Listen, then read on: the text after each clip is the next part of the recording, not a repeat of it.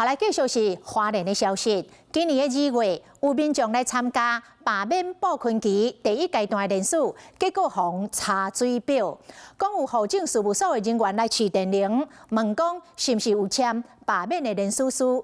那真正安尼，就违反着选罢法咯。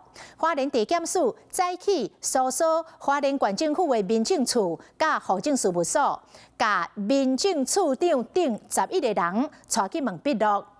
花莲县政府回应讲，一切拢是照法规来办理，会配合调查。庄长是被带回去配合调查吗？谢谢。有说针对什么样的案件吗？现在了解今天被搜查了总共几处，有了解到吗？花莲县政府民政处长明良清，伫今仔日早起，就互花莲地检署的主任检察官廖延宽亲身带走，伊无表示任何意见。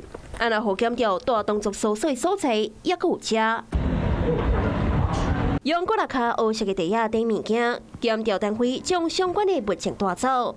检调人员也入去户政事务所关心甲了解状况。啊那检调单位会搜索花莲县会民政处甲户政事务所，而且拢总带走11个人要问过，都是为着2月发生的这件代志。大罢免的人数，花莲罢免保困期的第1阶段，第2月初，就有民众看到花莲县户政事务所的人员来试电铃，佮问讲是毋是有签罢免的人事书。啊那画面中这个查某人，就是户政事务所生产的员工。当时花莲县府解释讲，是因为扎队提期前名册时间受赶，才由各地户政事务所来扎队，造成员工无好，已经有咧检讨。是讲即摆花莲地检出手，这件查水表证据，目前依照违反选罢法的方向侦办。认可所有人员都依照行政程序法相关的规定办理。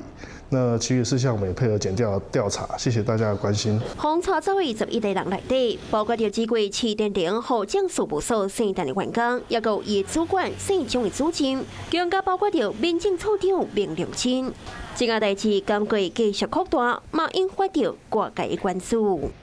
Hello， 我是林明瑞。想要抢先掌握最及时的新闻资讯吗？赶快订阅、按赞、开启小铃铛，锁定我们华视新闻的 YouTube 频道。